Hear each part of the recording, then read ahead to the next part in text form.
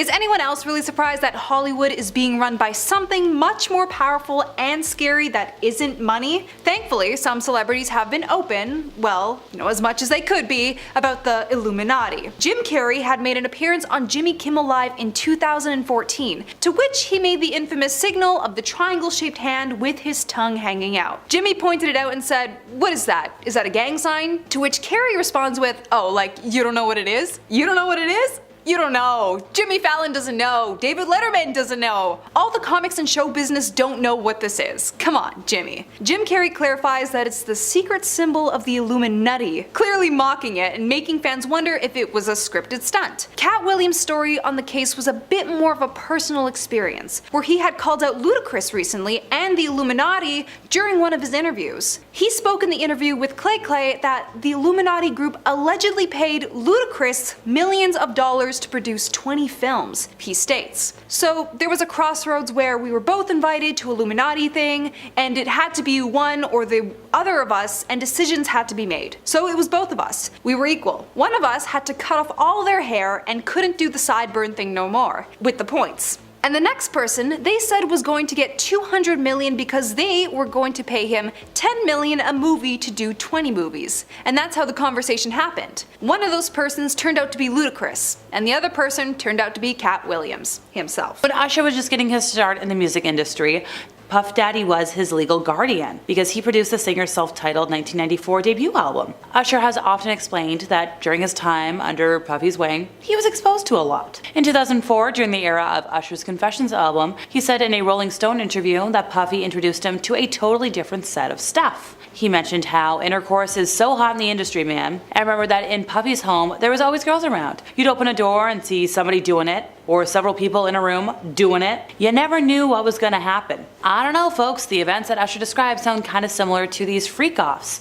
which are at the center of a lot of lawsuits right now. During his 35th birthday celebration in 2013, Usher spoke about his time with Puff Daddy, who was allegedly in attendance at the celebration. In a speech, Usher described the I'll Be Missing You rappers' parties, saying, "I was introduced to everything by Puff Daddy when I was under his guidance. Parties, women, coitus, and substances. I've had a taste of it, but I'd never let it take me over." Usher continued, saying that he wouldn't pass on any of the advice that he was given. In 2016, during an interview with Howard Stern, Usher once again recalled some of these parties, which were often nicknamed Puffy Flavor Camp, and he said there were very curious things taking place at the parties. And when asked if he'd ever send anybody to Puffy Flavor Camp, he responded with a hell no. He hasn't said much else about this time period in recent memory, nor has he publicly addressed all the charges and lawsuits. However, in September of 2024, fans noticed that Usher had scrubbed his Twitter profile of every single post. He claimed he was hacked, but what was he hiding? Come on, fangirls, you know what to do. So there was a lot of suspicions about the casting couch as a term used to characterize stars who are handed roles in exchange for favors long before the Harvey story broke. Megan Fox was one who spoke out. She spoke with GQ and laid out the cold hard facts, putting the rumors to rest. The actress stated that she would be honored to meet Hollywood legends and that she would be overjoyed by prospects, and then when she arrived, she would find out that meetings would be just a ruse. Many males in the profession were able to get away with sleeping with a lot of women, but she wasn't one of them. She was like, absolutely not, and that didn't help her career. Film critics and historians mentioned like, hey, does this ring a bell? Because over the years in Hollywood, the risks for a lot of folks were kind of high if you didn't follow the leader. Fall in line. Demi Lovato becomes candid with us on her experience in her documentary, Child Star, explaining how it was very healing for her to make this movie and talk about the struggles she went through. She begins her statement with, "Going back and acknowledging my struggles was honoring my inner child and holding space for my younger self that didn't get to live a normal childhood in my younger years." Demi says that she's had her face in front of a camera since the age of 7. At 7, I was still playing Club Penguin and begging my mom to let me unbox my collectible Barbie dolls. She had a whole career in her single digits. Demi claims because of this, however, she developed a lot of issues revolving around her body image and self-esteem. Camp Rock was the skyrocketing defining, pivotal moment in her career, and only being 15 years old at that. But during this time, she was bullied immensely, that actually carried on from her time on Barney and Friends. They had signed a petition saying that I should hurt myself, and it was passed around and people signed it, she claims, but also stated that this just fueled her motivation even more. Her older documentary, Simply Complicated, goes into a deeper story of how she survived a dangerous environment with her biological father, struggles with substance abuse, and issues when it came to food. She claims she's exposed everything about her life on it and didn't take out anything because it was too personal. Today though, she's become much better with substance use, although is very open that body image issues are still lurking around in her mind. Nearly 2 weeks before Puff Daddy was even arrested, actor and comedian Marlon Wayans admitted that he'd attended plenty of parties hosted by the rapper, but he wasn't privy to any nefarious activities that have been reported in previous legal documents. He said he'd always leave the gatherings early, but a lot of folks on social media are kinda doubting his words. One person responded directly to a post that Marlon made on Twitter back in 2009 where he spoke highly of these parties. Said, "Been doing Puffy parties for 15 years, and I must say you never let me down, Puff. Ain't no party like a Puffy party," which you're gonna hear that a lot today. So a lot of folks were saying like, so you say you left these parties early. I call BS. The truth shall set you free. Well, just last week, Marlon doubled down on his original remarks about leaving the parties early. He shared these on the Club Shay Shay podcast and said, "Yep, and I still stand by that. I've never seen or been a part of nothing but good vibes and energy with clothes on." So yeah, I'm not rushing to take down old tweets or anything.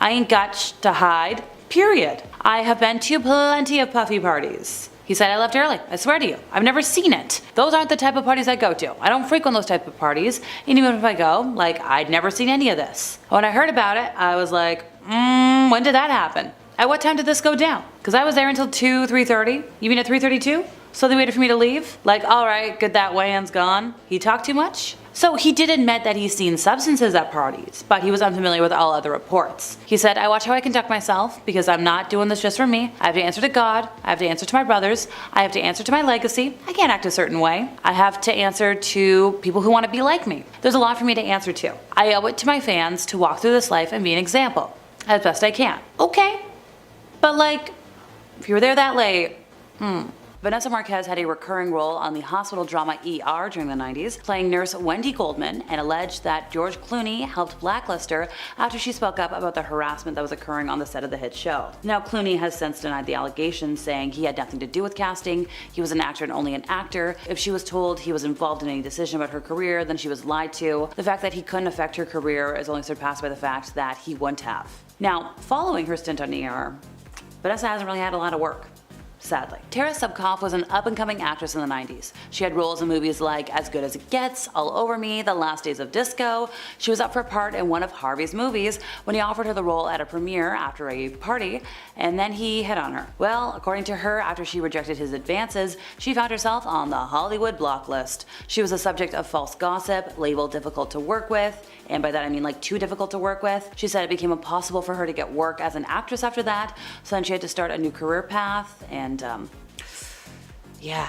Poor thing. Harvey, once again, had Mira Sorvino's career derailed after she rejected his advances. She mentioned to Ronan Farrow that she had rejected him on several occasions and had even reported his harassment to a female employee at Miramax, and had then noticed that her career was starting to suffer. She mentioned like there may have been other factors, but she definitely felt iced out and that her rejection of Harvey had something to do with it. In December of 2017, director Peter Jackson came forward and admitted that Harvey had badmouthed Sorvino to him, telling him that she was a nightmare to work with and he should avoid her at all costs. Seeing a pattern here today. Jennifer Lawrence has been one of these celebrities who was quite vocal about the issue, especially when it came for women. She says, "I think we've gotten so used to being underweight that when you are at a normal weight, it's like, oh my god, she's curvy," which is crazy. My own views were skewed that for the longest time, I thought Harper from Wizards of Waverly Place was overweight. Looking back on her clips now, she's literally at the perfect weight. Jennifer talked about the issue she was put under when it came to her roles, especially Hunger Games, where she was asked about how much weight she was going to lose for the role. She was firm in her responses by saying, "I'm never going to starve myself for a part. I don't want little girls to be like, oh, I want to look like Katniss, so I'm gonna skip dinner. I was trying to get my body to look fit and strong, not thin and underfed." You go, girl, and you killed it in that movie. The Carrie Fisher also suffered through this when it came to Princess Leia in The Force Awakens, where she was told she needed to lose 35 pounds for her return. I'm in a business where the only thing that matters is weight and appearance. That is so messed up. Tippi Hedren was Alfred Hitchcock's most iconic leading lady. Under his direction, she went from being a model to a respected actress. Unfortunately, he wanted a little more than to just direct her on screen. He was reportedly quite obsessed with her and made a number of unwanted advances, which she rejected. She said, "He stared at me and simply said, as if it was the most natural thing in the world, that from this time on, he expected me to make myself available in that nature and accessible to him, however and whenever and wherever he wanted." Now, when Tippi tried to get out of her contract with Hitchcock, he threatened to ruin her career, and then he followed through with his threat.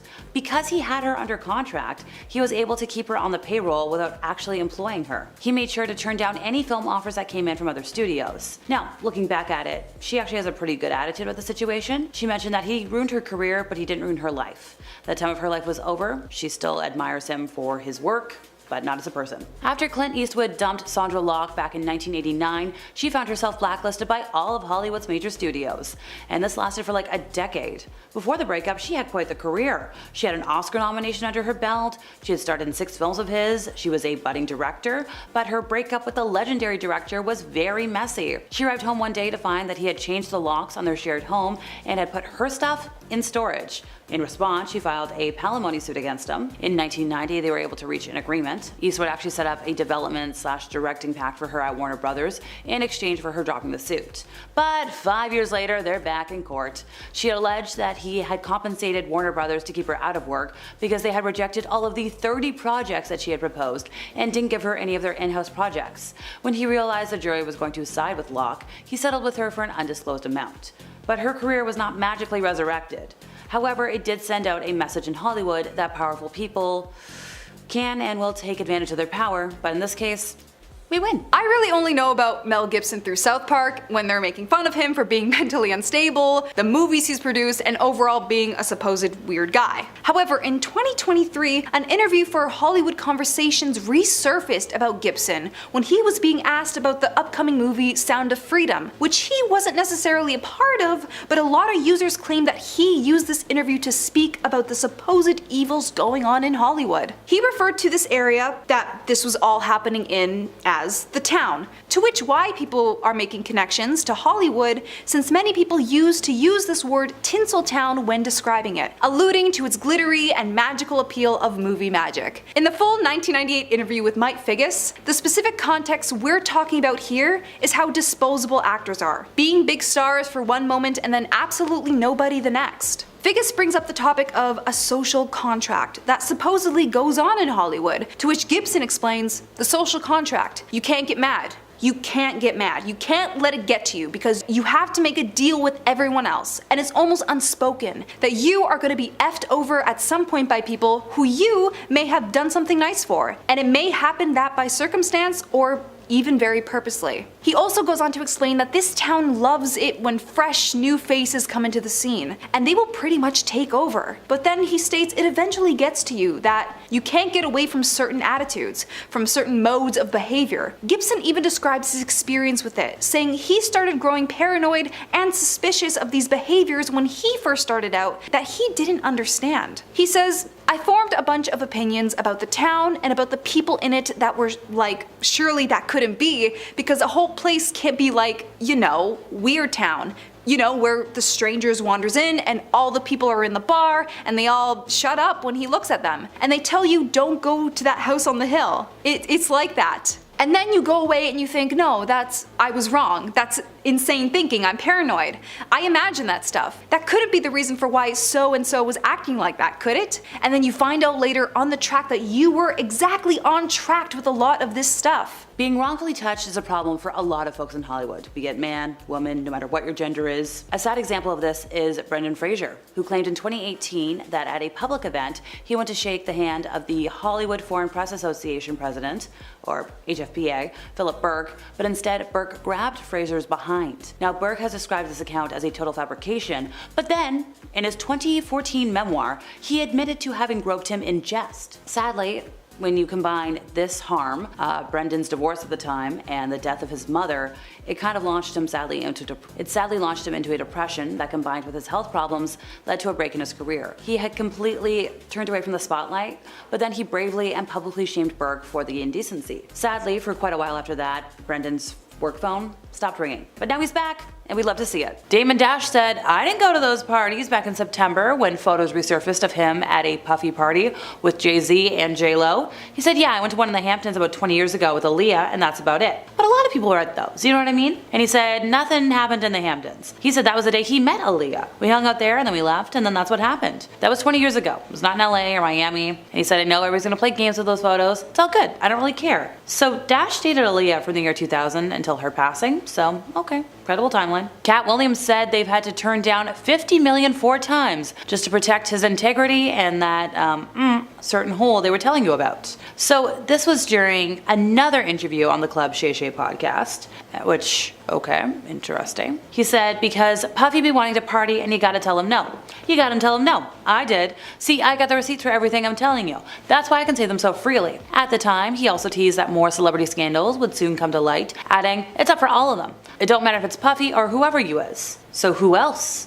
Why don't you bring something to light, my dude?" Jenny Mullen claimed in a September 2024 Instagram video that she had turned down an invitation to one of Puff parties. She said, "One time when I was in San Diego and this guy came over and he's like, 'My boss wants to meet you.' She had on like a regular button-up shirt, jeans, like nothing really like promiscuous or giving any kind of fun ideas. But she said, and I quote, this guy's like, 'My boss wants to meet you.' And he's like this big bouncer looking man in a fur coat. And he said, 'We're having a party in my room. Do you guys want to come?' And she's like, 'Oh my god, guys, would I have been in a freak off?' Like, that's what I'm reading. It's called a freak off. Would I have been captured in his room in my hideous maroon shirt? Would there be footage to this day of me in some sort of crazy exploitative freak off? Slow down. Possibly. Don't think you would have been in that shirt, but okay." According to former music industry insider Tom Swoop, who has recounted many of his memories of surviving these white parties on his YouTube channel, first off in my opinion, Storytime, these parties were separated into tiers of access. So there was general admission, and then we got all these tiers, ending with the entrance to the inner sanctum, where the real partying went on. This allegedly included humiliating guests on the promise of record deals or money. Swoop and a lot of others have spoken about substances that were present. We talked about that already today. So things that make you see things, no snow. Anything that can be considered booger sugar was there. As an industry insider when he first attended these parties, Swoop described an eye-popping regality. Look, these parties were allegedly a way to integrate hip-hop into society of the mega-rich, to find an intersection of both worlds. Puffy said he wanted to strip away everyone's image and put everybody in the same color and on the same level. And Swoop recalled it as more of a power trip for the rapper. So at one point, finding himself in the same room as Puffy, Swoop alleged that Puffy told a young artist to perform a kind of act on his bodyguard in return for $100,000 and a record deal, before claiming it was a joke when the young man was on the cusp of submitting. Swoop recalled Puffy wielding his power with words that echo the threat contained in allegations in the lengthy criminal complaints that were recently unsealed. Swoop claimed that Puffy told him, "I can make anybody do anything because this life is what they want and I got the keys to the castle." Swoop said he left the party thinking, if this is what goes on behind the curtain and you're all comfortable with this, nah, I don't want this in my life. He said there were so many celebrities who were cool with who he was and what he did to entertain them. It's not isolated. You all need to think of everybody when you think of him and the access and the amount of people that were there. RJ Might, a star from Breaking Bad, has spoken out to Hollywood telling them to cast people with physical disabilities for characters that have physical disabilities. He was extremely grateful for his role on Breaking Bad, since apparently it's been reported that 95% of actors who are playing characters with disabilities are able-bodied actors. Not only that, maybe even one day of having people with disabilities playing characters that aren't all about their disabilities. I would love to switch on my TV and see a disabled person talking about something they're genuinely interested in or acting out a part that doesn't just focus on their impairment, states RJ. When people are placed in a career where their appearance is the sole breadwinner and they are seen as nothing more than just that, a lot of things will go down when it comes to sexism issues on set, especially when we're revisiting the whole Hollywood is terrified of women growing old issue. Actress Michelle Yeoh even called them out with her Oscar award for Best Actress speech. Ladies, don't let anybody tell you you are ever past your prime. Never give up. Look at Meryl Streep, for example. She's absolutely rocking the waters with her roles as an older woman, and she is one of my biggest inspirations. It's not turquoise, it's not lapis, it's actually cerulean. Was anyone else a fan of Charlie's Angels? I personally loved it, with the image of insanely beautiful women kicking absolute butt on screen. Some people, however, do not feel the same way, and have good points as to why they don't. Actress Thandie Newton was originally supposed to star in the 2000 version of Angels, but dropped it because she felt objectified on set. She claims she was asked to play a racial stereotype on top of the objectification, where the co-chairman of the movie, Amy Pascal, who produced for Sony Pictures, told her to make her character more believable by getting up onto a table and start shaking her booty. Pascal denies this, however, not having any recollection of the event. The director himself, Joseph Nicole, or McG for short, explained to her the opening shot in a rather distasteful way. I can't wait for this. The first shot is going to be, you're going to think it's like yellow lines down a road,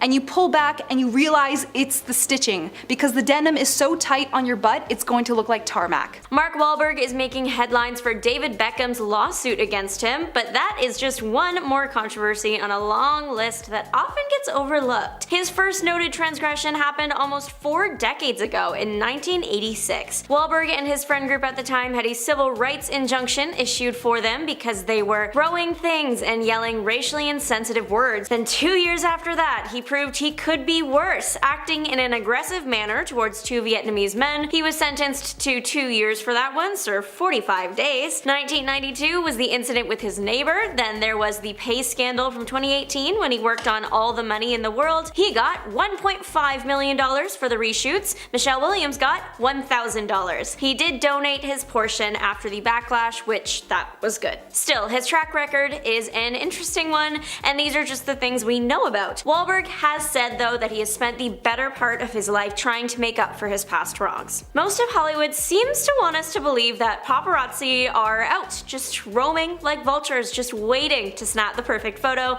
and that's not always true. Sometimes paparazzi might spontaneously be at a location if it's a known celebrity hub, or a hotel before a premiere, or a popular celebrity's house, or even a star-studded town like LA. But those random shots of people leaving the grocery store in the middle of nowhere, or some random coffee shop, those might not be as authentic as we are made to believe. Turns out paparazzi are sometimes called to a location, whether that's just to get some pictures of new talent out there, or to help set up a PR stunt. A paparazzi that regularly works with the Kardashians shared that Kim Kardashian sometimes texts him her location, even flying her favorite paparazzi around the world with her to get those perfect, glamorous, candid shots. Sure, some pictures of celebrities are definitely the real caught off guard thing, but definitely not all of them. Rebecca Ferguson may have let us know about a particularly nasty encounter with a castmate, but she is keeping their name out of the headlines, for now at least. Ferguson is in the film Dune 2, which just had its press tour. It was during an interview with Josh Smith on the tour that Ferguson revealed the shocking info that she was once screamed at on set by a co-star. The case was taken up by internet sleuths in no time, theories all over social media about who it could have been. Ferguson has chosen to keep that part to herself. She has since expressed that she shared the story mainly because it was a turning point in her perception of herself and her career, and wanted to share the story because it fit the question Smith had asked her. Still, people are angry about the way she was treated and what was said to her. The unnamed co-star allegedly yelled, "You call yourself an actor? This is what I have to work with? What is this?" Ferguson shared that though it did hurt in the moment, it was the first time she stood up for herself on a set, telling the person to get off her set and F off, and that she never wants to see them again. Since we don't know who she is talking about, we don't know if she never saw them again, but hopefully not. For the longest time, Britney Spears was hiding some pretty dark secrets, but not because she wanted to.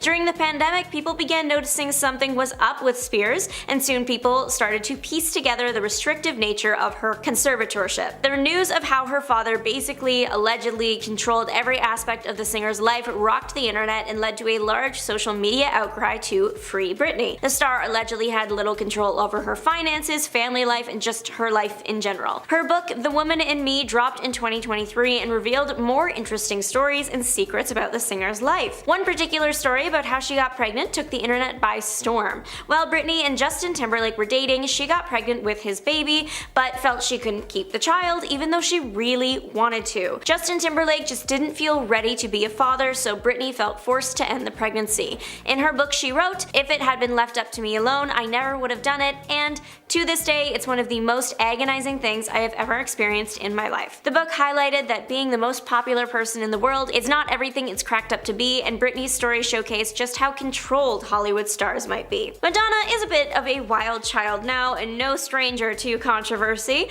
but she hasn't always had the easiest time. She's got a pretty rough history with ex-husband Sean Penn. Penn was accused of acting rudely towards the Material Girl singer during their marriage. The breaking point in the marriage happened when Penn allegedly tied Madonna to a chair and left. She sat for 9 hours. She did escape and managed to get to a police station to file a complaint. Penn was charged, but Madonna ended up pulling the complaints and instead filed for divorce, leaving the marriage with "May God bless and keep him, but far, far from me." Sean Penn's career may have suffered briefly, but he's still very active in Hollywood and has been in multiple big films over the years since the 1988 incident. Ashton Kutcher and Mila Kunis tried to keep this secret as hidden as possible, much to the disappointment of their fans and the internet in general. Kutcher and Kunis starred on That 70s Show alongside Danny Masterson. Masterson was found guilty of acting inappropriately towards 2 women and will spend 30 years behind bars for his behavior. Great news to the average person. It was great news that he was even going to trial. It seems the news wasn't so awesome to Kutcher and Kunis, as the pair penned letters to the judge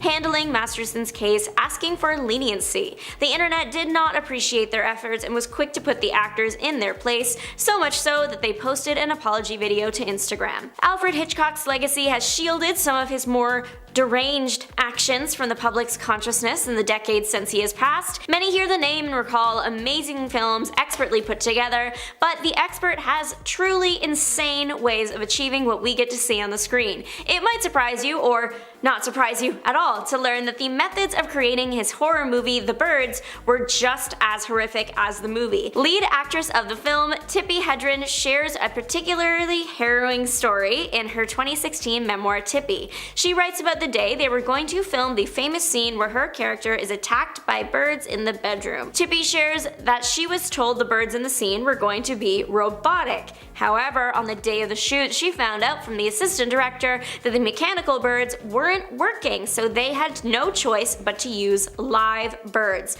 No choice? Really? Okay. This led to a brutal experience for the actress. 5 days of filming the scene where live birds were thrown at her. Tippi describes the ordeal as brutal and ugly and relentless, but it was going to get worse. On the final day, Hitchcock decided to tie the birds to her while she was laying on the floor, and once action was called, the birds started to peck. It wasn't until one nearly got her eye that she stopped it all and was doing so bad she had to go on a doctor's mandated week of rest. Judy Garland is forever immortalized as the cheerful, sweet Dorothy in The Wizard of Oz, but the Ruby Red legacy is hiding a lot more heartache than anyone could have guessed. She didn't have an amazing relationship with her mother, and her schedule while working for MGM was always packed. Days started early and sometimes ended in the early morning of the next day. This led to Garland needing some outside assistance to keep on her feet, the kind of thing that would plague her for the rest of her life. The set of The Wizard of Oz looked magical, but it was no place for a girl. She was placed on a strict diet so she could look as small as possible, so she would appear as young as possible. She endured poor treatment from studio execs and other actors throughout her career before passing away in 1969. Another example of a young star that was kept under close watch is Jeanette McCurdy. She is also another example of a celeb who used a book to discuss her complicated feelings surrounding growing up famous. McCurdy's book, I'm Glad My Mom Died, does contain plenty of stories about her mom's treatment of her, which we will get to, but it also contained insider info on the experience of child stars. McCurdy writing that she felt her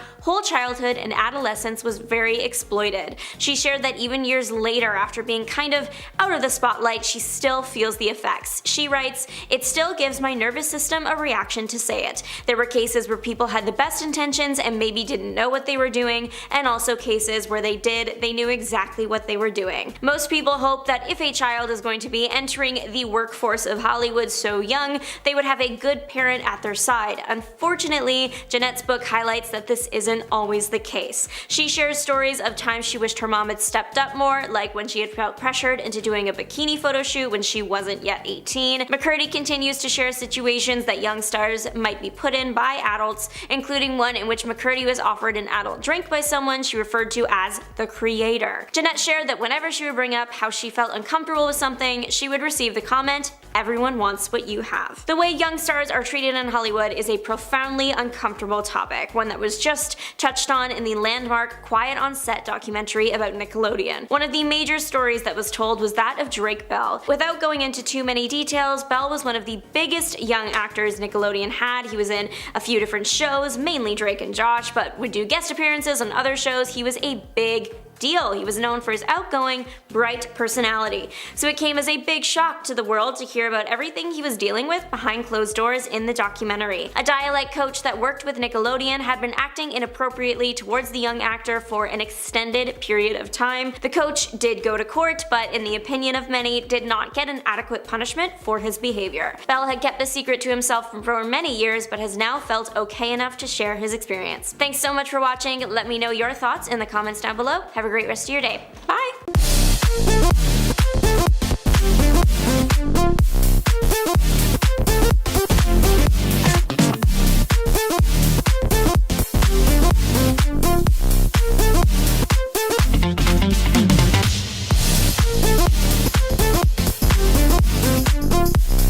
On February 26, 2024, music producer Rodney Jones filed a lawsuit against Diddy, and on March 25th, Homeland Security investigations served search warrants in the early morning raids on Diddy's homes in Los Angeles and Miami. Diddy was then arrested this week after being accused of criminal activity from at least 2008. Now, he has pleaded not guilty to all charges. His lawyers proposed a bail package that included a $50 million bond, co-signed by Diddy, his mother, and other family members, as well as home detention, surrender of his passport, and a visitor log that would be submitted to pretrial services each night. But the judge denied this, which honestly was the right choice. It seems like a lot of different people were involved in this case. On the other hand, Diddy's lawyer has said that he's not afraid of the charges, and he also added that he thought Diddy was a target of an unjust prosecution, and the case of Diddy is still ongoing, and it will be very interesting to see what comes out of it. Then it was revealed this year that Hollywood couple Blake Lively and Ryan Reynolds aren't as nice as they appear to be. Blake's movie It Ends With Us was released, and it came with a lot of drama. Now, Blake produced and starred in the film, while it was directed and co-starred by Justin Baldoni. Things started going downhill during the press release of the film, as people noticed that the cast seemed really disconnected from each other. Then, Blake was called out for promoting the film in a lighthearted way when it covers serious topics. Now, she also used the film to promote some of her brands, which just weren't appropriate. It was then revealed that her husband Ryan helped out on the film, and even rewrote one of the scenes. Not to mention, Blake also made her own edit of the film. Then, a couple weeks ago, it was revealed that Taylor Swift and Travis Kelce's entire relationship is fake, and that they were planning to break up at the end of September. Paperwork was leaked that was created by Los Angeles-based firm Full Scope, which revealed a strategy on what to do when the pair broke up, and said the date for an announcement was September 28th. Now, it also outlined a supposed plan to release an official statement at the end of this month, 3 days post-breakup, to allow the initial media frenzy to settle and ensure clarity. It added that the announcement would be gracious, respectful, and stress mutual respect. But a spokesman for Full Scope insisted that they were entirely false and fabricated, and were not created, issued, or authorized by this agency. Now, last year, actor Matthew Perry was found dead in a hot tub at his Los Angeles home, and now new details have been released surrounding his death. He had been treating depression with prescribed medication, and no foul play was expected, but now 5 people have been arrested in the case of his death. Now, Matthew's live-in assistant, Kenneth Amasa, was the person who found the actor dead. Investigators say that he was also the one who injected Matthew with the medication that led to his death. Now, Kenneth never received medical training and knew little, if anything, about the medications. Authorities say Matthew purchased 20 vials of medication for a total of $55,000 between September and October 2023. His death could have been prevented, and overall it's just such a sad story and outcome, but at least those responsible will be facing justice. Now, Alec Baldwin was indicted by a New Mexico grand jury and recharged in connection with the fatal 2021 Rust incident. Now, the first criminal charges brought against Alec were dropped in April 2023, but according to New Mexico law, he could have faced up to 18 months in prison with the new charges. In January, a source close to the family spoke to People about how Alec and his wife were handling the indictment. The insider shared that the pair found the news frustrating and very stressful. They knew there was a possibility there would be a new indictment, the source told People. The back and forth is hard. Then there was an announcement that the pair were getting their own reality show to show their everyday lives with their children. Now, this announcement shocked a lot of people, thinking that they agreed to the show to fix his image and bankroll his legal fees. In the end, though, the case was dropped once again, and Alec hasn't faced any more consequences. Then, this week it was revealed that Miley Cyrus is getting sued over a song she allegedly copied from Bruno Mars. Tempo Music Investments, a company claiming it owns share of the copyright for Bruno's song When I Was Your Man, is claiming that Miley's song Flowers is a copy. In the lawsuit, it said it is undeniable based on the combination and number of similarities between the two recordings that Flowers would not exist without When I Was Your Man. Accordingly, plaintiff brings this action for copyright infringement arising out of defendants' unauthorized reproduction, distribution, and exploitation of When I Was Your Man, the complaint adds. Now, the company wants Miley and other defendants to stop reproducing, distributing, or publicly performing Flowers. The company is also seeking damages, but they have not released an amount yet. Now, Demi Lovato recently released a documentary recalling everything they went through while being a child star. I wouldn't end up where I am had I not made all the choices leading up to this point, but it came at a price, Demi explained during the doc. There's definitely not a manual on how to navigate this industry at such a young age. Now, the documentary featured other young stars like Drew Barrymore. Now, in the doc, the actors talk about bullying, how they were mistreated, and how they self-medicated to get through the pain they went through. Now, these stars hid a lot of things that were going on in their lives. It was a real eye-opener for a lot of people, and with these stars being honest, Demi is hoping that stricter laws can be made and followed when it comes to young people in the entertainment industry. Now, one of Angelina Jolie and Brad Pitt's daughters filed paperwork to legally remove Pitt from her name the day she turned 18. Shiloh Nouvelle Jolie Pitt submitted a petition in Los Angeles County Superior Court on May 27th to change her name to Shiloh Nouvelle Jolie, the Los Angeles Times reported. She was granted this change, but she's not the only family member who did this, as in the playbill for the new musical The Outsiders, which their daughter Vivian helped Angelina produce, the teenager is listed as Vivian Jolie instead of Vivian Jolie Pitt. Then there was a time their son Pax made a Father's Day post to Brad, and it was leaked years later. The post said, "Happy Father's Day to this world-class a-hole. You time and time again prove yourself to be a terrible, despicable person. You've made the lives of those closest to me a constant hell. You may tell yourself and the world whatever you want, but the truth will come to light someday, so happy Father's Day, you effing awful human being." Recently, it's been said that Meghan Markle has reportedly been labeled Duchess difficult by US staffers. Josh Kettler, who was the top aide for the Duke and Duchess, quit his job in August after only 3 months, joining the increasing number of people who are leaving them. An insider aware of the situation told The Hollywood Reporter, "Everyone's terrified of Meghan, she belittles people, ignores advice, and both she and Harry frequently change their minds, leading to poor decision making." But the email in question, where she was demanding and rude, was honestly super normal. She woke up early and emailed one of her staffers hoping to have a meeting with them. She was nice, and the whole situation was blown out of proportion. Now, it appears that there's a bunch of people out there who are trying to make her look bad for no reason. And finally, back in June, Justin Timberlake got arrested for driving under the influence. Sources connected to law enforcement said Justin was at the American Hotel partying, and almost immediately after he left and began driving, he blew a stop sign. Cops saw that and began to follow him, and it's then been said Justin began swerving, so the cops pulled him over. TMZ sources said cops performed a field sobriety test and asked Justin to take a breathalyzer test, but he refused. In the end, Justin was handcuffed and arrested, and the whole incident was recorded on a police officer's body cam. He was then charged with 1 count of DWI and cited for running a stop sign and failure to keep in his lane. Now, last week he pleaded guilty to a reduced charge in his drunk driving case and was ordered to pay a $500 fine and perform community service. He has to do 25 to 40 hours of community service at a nonprofit, and he was ordered to make a public safety announcement.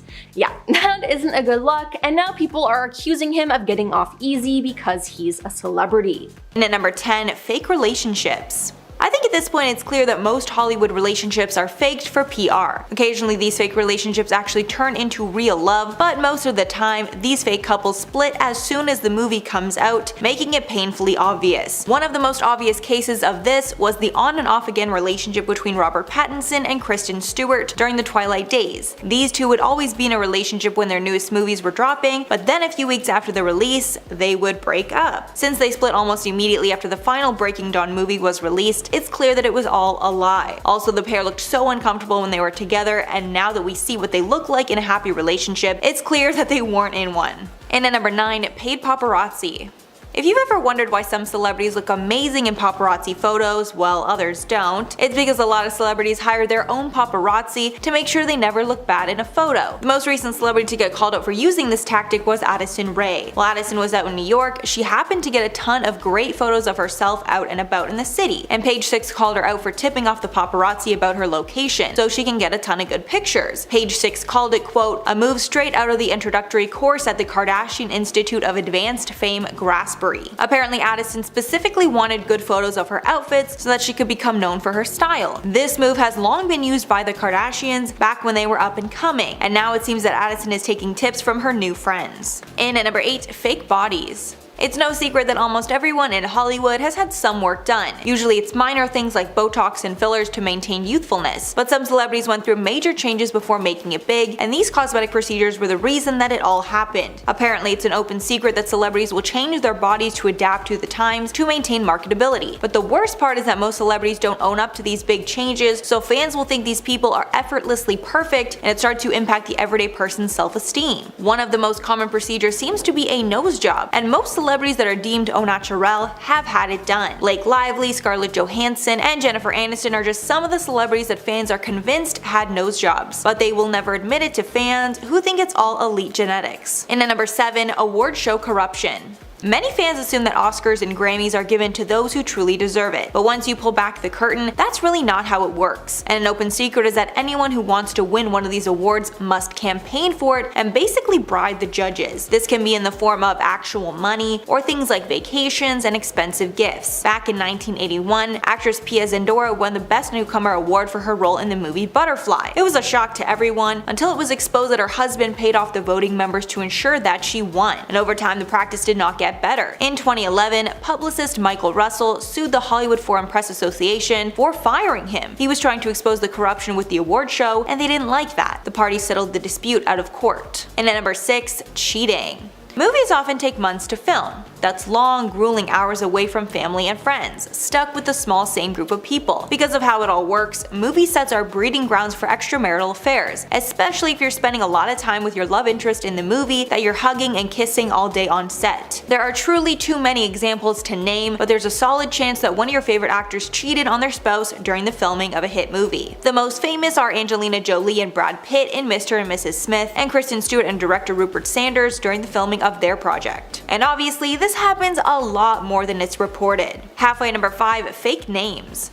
The vast majority of Hollywood A-listers do not use their real names, instead they concocted a stage name. This is done for a variety of reasons. Sometimes just because their old name isn't as flashy, but other times the reasons are pretty dark. For some examples of celebrities with fake names, Martin Sheen's real name is Raymond Antonio Gerard Estevez, Jamie Foxx's name is Eric Marlon Bishop, and Marilyn Monroe's real name was Norma Jean Mortensen. Then other times a name change can be used to hide nepotism. Like for instance, Nicolas Cage's real name is Nicholas Coppola, and he's the nephew of Francis Ford Coppola, a famous Hollywood director. This familial connection landed Nick Cage his first role in the movie Peggy Sue Got Married. Other times a name change can be to hide racism. Marvel Agents of S.H.I.E.L.D. actor Chloe Bennett, real name Chloe Wang, said, quote, "Hollywood is racist and wouldn't cast me with the last name that made them uncomfortable." In at number 4, stuntmen regularly lose their lives. Stuntmen are a very common thing on movie sets because A-list actors aren't able to do the stunts that we see in a lot of action movies. But fans might not know what a dangerous job that it is, and stuntmen regularly get critically injured or even lose their lives. And for how vital their role is to these movies, they are not paid fairly. The average stunt person pulls in about $250K a year, which sounds great, but is nothing compared to the about $20 million that the movie stars are making. Big name stars are obviously the ones that sell the tickets, but they're not the ones who put their lives on the line. During the filming of Harry Potter and the Deathly Hallows Part 1, Daniel Radcliffe's stunt double David Holmes got hit by a staged explosion, and he was so seriously injured by the fragments that he suffered a neck break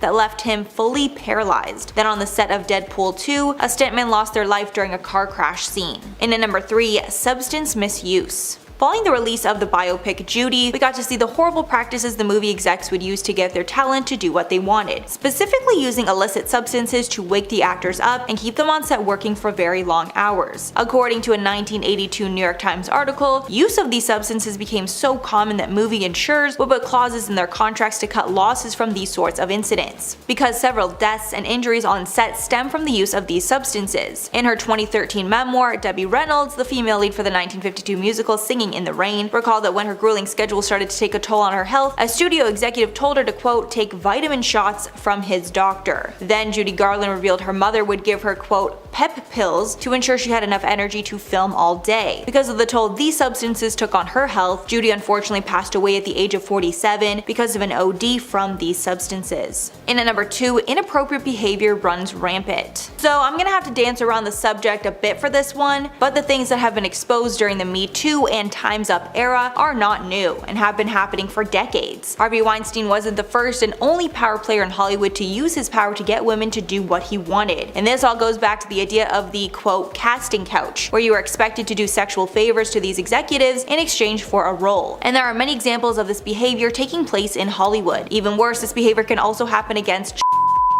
One study even found that 94% of women employed in the American film industry have experienced sexual harassment or worse. This is a staggering number that should make everyone push for change. And finally, at number 1, discrimination problem. The problem of diversity in Hollywood is something that's being brought up more and more over the years, and when we look at some of the stats, it's pretty wild. Only one woman has ever won the Oscar for Best Director, and that was Kathryn Bigelow for the 2008 movie The Hurt Locker. Also, only one African American has ever won the Oscar for Best Original Screenplay in the history of the Academy. That was Jordan Peele in 2018 for Get Out. But the problem is not only in the cast and crew of the movies, it's the higher up of the business in general. A 2016 Washington Post investigation reported that 96% of Hollywood's decision makers were white and 87% of them were male. Clearly a large gap between those demographics and what we see in society today. Number 10 is Joe Jonas. Jonas Brothers Joe Jonas spoke with Wonderland magazine in May 2019 about the struggles of being a Disney Channel star alongside his brothers. Joe made it clear how Disney was a saving grace for the trio when he said, quote, "When we were getting started, we were in a position at one point where we were without a label and we didn't really know what the next steps were going to be. And Disney reached out with a huge opportunity for us to be signed by them and work on a TV show. This was kind of a saving grace for us in that point of our career,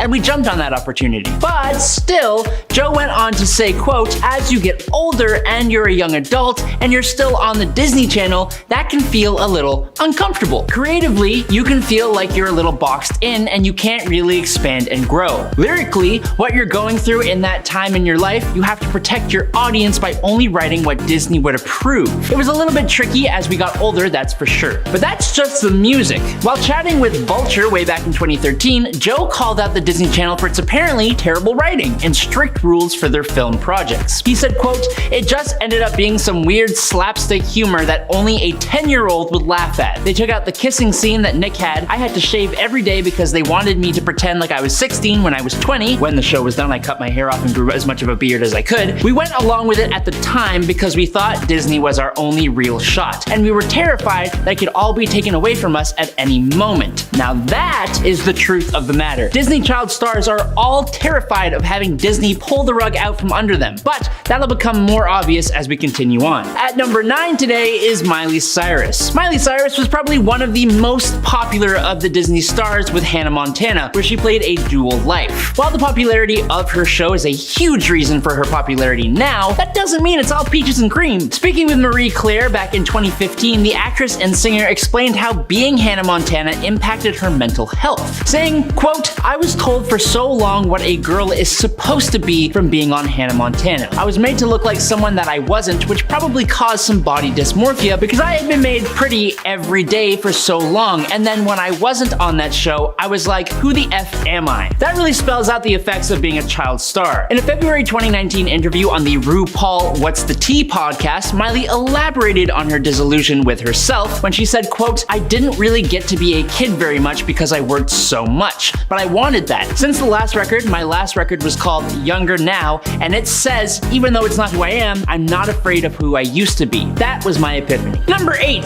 Dylan Sprouse. If you weren't aware, Cole and Dylan Sprouse were two Disney Channel heavyweights with The Sweet Life of Zack and Cody and The Sweet Life on Deck. But instead of the network pulling the rug out from under them, it was actually the twins that turned their back on Disney. For some pretty understandable reasons too. Dylan Sprouse revealed the real reason why he and his twin brother, Cole Sprouse, left the network while speaking with Vulture in December 2017. Dylan spoke about how the pair had, quote, "a really awesome idea for where the show needed to go. But when they brought that idea to the higher ups at Disney, their idea was ultimately turned down." Speaking on that in the same interview, he said, quote, "We were 18. If that isn't old enough to know exactly what the show needs, then, well, I would beg to disagree. I don't think Disney were willing to work with us really ever, so we stopped the show." And honestly, that's kind of punk as hell. Stick it to the man, Dylan.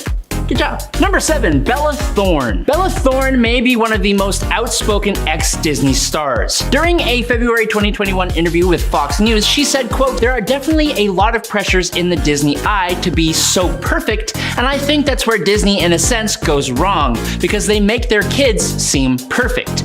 That image is very difficult. It's also never been me. I always just like to do what no one else is doing." She would go on to say, quote, "Little kids growing up don't need to see perfect people. Kids need to see real people. They need to see diversity. They need to see intriguing." Bella opened up about another Disney instance during a podcast interview, which is completely different, called High Low with M. Rada in December 2022. Recalling a time when, well, quote, "I almost got fired off the Disney Channel because I was 14 and I wore a two-piece on the beach." According to her, there was a fan that got a photo, and when that photo went into the World Wide Web, people began to put Disney under pressure to fire the actress. She said, quote, "Obviously Disney didn't fire me, but also they were like, hey, we're getting a lot of heat for this. Everyone's getting a lot of heat for this because you're in a bikini on the beach." Which is when apparently they said, quote, "So she needs to make sure she goes out in board shorts and a loose t-shirt next time she's at the beach." She continued on, quote, "They said, you're lucky Bella has such a fan base that we can't afford to fire her at this moment in time, but if she does one more other thing, we'll fire her." But I didn't even talk about when a Disney casting director also fired Bella because they thought the 10-year-old was flirting with them. What even is that? What? Starting off this countdown in no particular order, we have Woody Harrelson. Woody Harrelson's dad, Charles Harrelson, was an American hitman and organized crime figure. Yes, you heard me correctly. Beloved actor, Woody Harrelson had a father who was a cold-blooded killer. He was just 7 at the time when his father first went to prison. It said that he was responsible for the deaths of at least 20 people. In 1979, that is when Charles committed his biggest kill of all time. He took out a federal judge by the name of Judge John H. Wood Jr. He was the first federal judge to be killed in the 20th century. He was paid $250,000 to kill off this judge. It was because a drug dealer was about to be sentenced by this judge, who was known as Maximum John, because he always gave out really harsh punishments to drug dealers. So he got Charles to knock him off for him. But this landed him behind bars and in solitary confinement. He was there until he was 69 when he died from a heart attack. Obviously, Woody does not want to be defined by his father's actions. In our 9th spot, we have Joaquin Phoenix. Joaquin is one of the few actors who actually grew up in a cult. He was born into the commune of Children of God, but when he was 4 years old, his parents managed to escape the cult and move. That's actually why they changed their last name to Phoenix, as it symbolizes rebirth, since they were able to leave this cult and start a new life. Unfortunately, he also lost his brother at a young age. In 1993, his brother River Phoenix died from an overdose. Joaquin witnessed this happen, and he was the one that called 911. In our 8th spot today, we have Phil Lewis. Phil Lewis is best known for his role of Mr. Mosby on The Sweet Life of Zack and Cody, and I freaking love that show. Like, it was honestly my childhood. Well, before his Disney Channel days, he actually killed someone. In December of 1991, Lewis fatally hit a 21-year-old woman. She passed away from her injuries from the hit. It was found that Lewis was driving while intoxicated. His blood alcohol levels were 3 times the legal limit of intoxication. As a result, he was convicted of a DUI as well as manslaughter. He was sentenced to 5 years in prison, 2 years probation, and 350 hours of community service. But he managed to only serve 1 year in prison. I guess Disney was able to overlook his past when he auditioned for Mosby on the show. In our 7th spot today, we have Tim Allen. Now, if you look at Tim Allen, you think,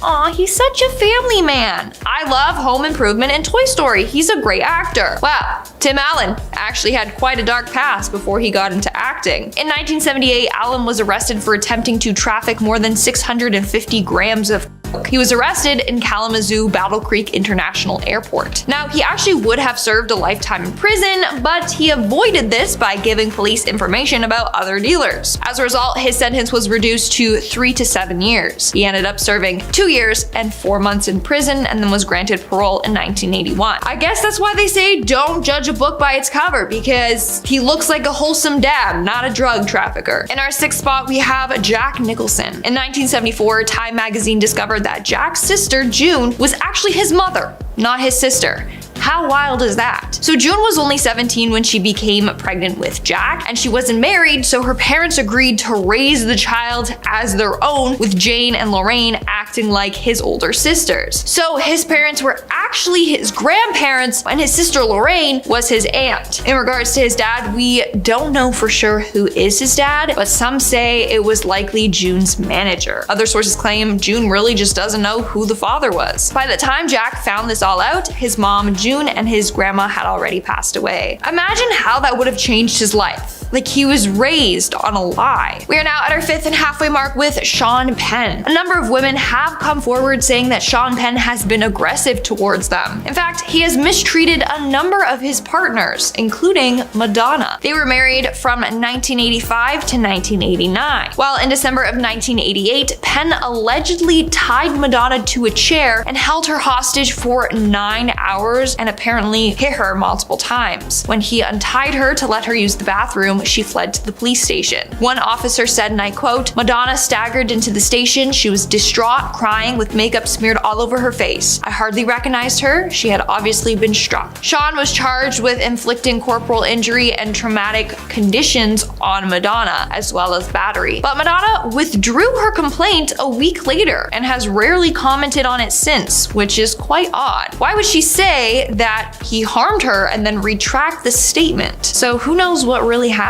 Moving on to number 4, we have Leighton Meester. Now, I personally did not know this, but Blair Waldorf, aka Leighton Meester, wasn't always the queen bee of Manhattan. In fact, she was born in prison. Basically, her mom was serving a sentence after smuggling a lot of marijuana out out of Jamaica with the help of Layton's dad and Aunt Judy. All of them ended up behind bars. In fact, her aunt managed to escape prison and became America's first woman on the US Marshals 15 Most Wanted list. How insane is that? In the end, Layton's grandmother raised her while her mom served 16 months in prison. Thank gosh she didn't follow in her family's footsteps. In our third spot, we have Christopher Walken. Christopher Walken was involved in a death that is just shrouded in mystery. On November 29th, 1981, 43-year-old actress Natalie Wood was found dead floating face down in the Pacific Ocean. She was on a yacht with her husband Robert Wagner and Christopher Walken when this happened. The thing is, no one really knows what happened to her. Some say she slipped off the deck and fell into the water, while others are convinced that her husband or Christopher Walken had something to do with it, or that they know what happened. One theory is that Natalie and Christopher were having an affair, Wagner found out about it, got mad, and pushed her off the yacht. Now, Wagner seems to be the prime suspect, but many people think that Walken knows exactly what happened. I mean, he barely even talks about the case, and on the rare occasion that he did, he would call it an accident, and also he was absent from the documentary about her. All I'm gonna say is someone knows something. I'm getting the vibe that Walken knows what happened and maybe he just feels guilty about it. In our second spot, we have Charlize Theron. Charlize Theron actually had a very traumatic upbringing. Her dad struggled with alcohol addiction and would constantly threaten Charlize and her mom, Gerda. He would never physically hurt her, but he would hurt Gerda. One night in June of 1991, he got angry and fired shots at both of them. During that altercation, Gerda ran and grabbed her own handgun that she had kept hidden and shot him back. Her shots killed him while Charlize watched it all unravel. In the end, it was declared self-defense and Gerda never faced any charges. But think how traumatizing that must have been for her to see her mother shoot and kill her dad as a teenager. And in our number one spot today, we have Ashton Kutcher. Now, I never knew this and I was incredibly shocked when I found out about it. But on February 21st of 2001, Ashton Kutcher went over to his then girlfriend's house, Ashley Elrin. The two had planned on going to a post-Grammy party, but when he knocked on the door, there was no answer. That's because Ashley was dead on the floor of her home. She had been stabbed 47 times by a man named the Hollywood Ripper. He was responsible for the death of up to 10 women. As a result, Ashton Kutcher lost his girlfriend very suddenly and in a very traumatic way. He was also scared that he was going to be a suspect in the murder investigation since his fingerprints were on her door, but he never was. But he did have to testify in court. Number 6, Stephanie Scott. While she had released music and acted a little bit before her time at Disney, Stephanie Scott played the role of Lexi Reed on Disney Channel's Ant Farm from 2011 to 2014, which won her a second Young Artist Award and introduced her to a wider